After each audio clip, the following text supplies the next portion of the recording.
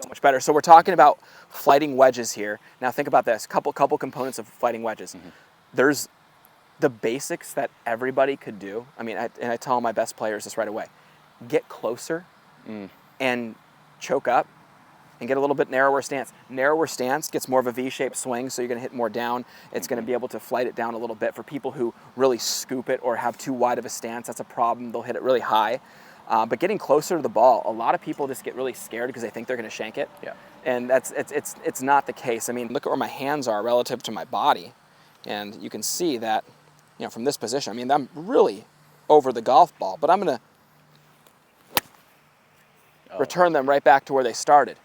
And that came off perfect right there. And it's not about it getting to a high point. It's just not getting to that high point early. Yeah. That's the problem. So many people get it up in the air really quick because of the added loft they put on it.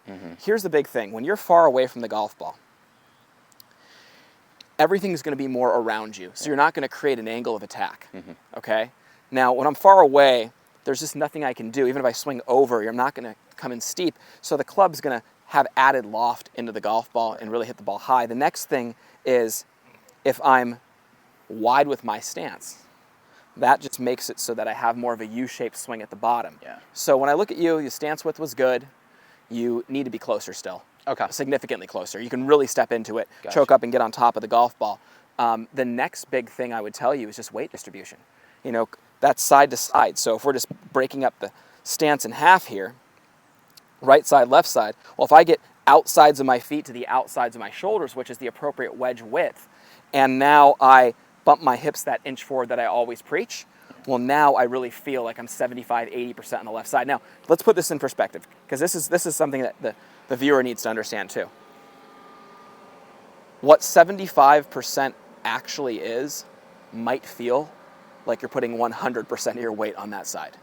Because really, it is a metal pole that you should be rotating around. That left leg, that lead leg, right leg for a left-handed golfer. But what's funny is, I almost should be able to, no problem, hit this wedge on my left leg. The exact same as that last one. Exact same as the last shot, exactly. Not a bad shot. So, just really should be on that left side and understanding that we're not leaving that left side. So those are a couple components that flight the ball down.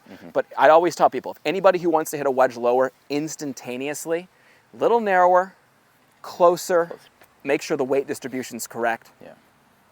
It's amazing what that'll do to the ball flight. And what you'll see is it'll just take off lower sooner, so the ball, you'll actually get more distance on your wedges. I see so often, I see players that make 7-iron swings with wedges, right? And what I mean by that is, here's what I would consider to be a 7-iron swing with a wedge. It's going to skyrocket. Yeah. I mean, that's going to get every bit of wind. That's the thing. Exactly. And then you look at the difference right here where, I'm choking up, I'm right on top of it, and now it just becomes... See the trajectory that took off? I mean, it's so different. And a little shorter swing even got more distance out of it because the ball spent more time going this way than that way. Right. Okay. Get a little wider than that, a little weight on the left side. There you go. Oh, that was way better right there. Much better. Way better right there.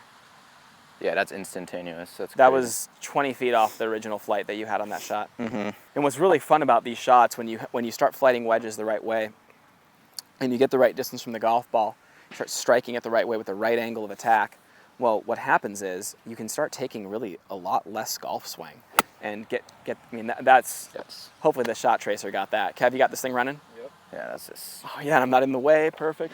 Yeah, I know. I'm always in the way of this thing. Right. But yeah, that's the key right there. He's taking smaller swings right now, and smoother swings actually. And pan over to him here, check this out.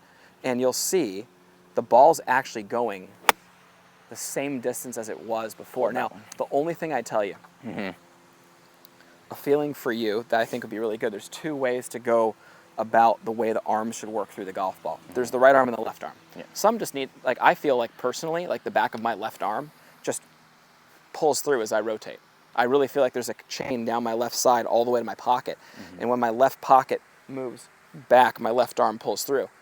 I also know the feeling of, skipping the rock or having the right elbow move in front of the body, right? Yeah. So more of this.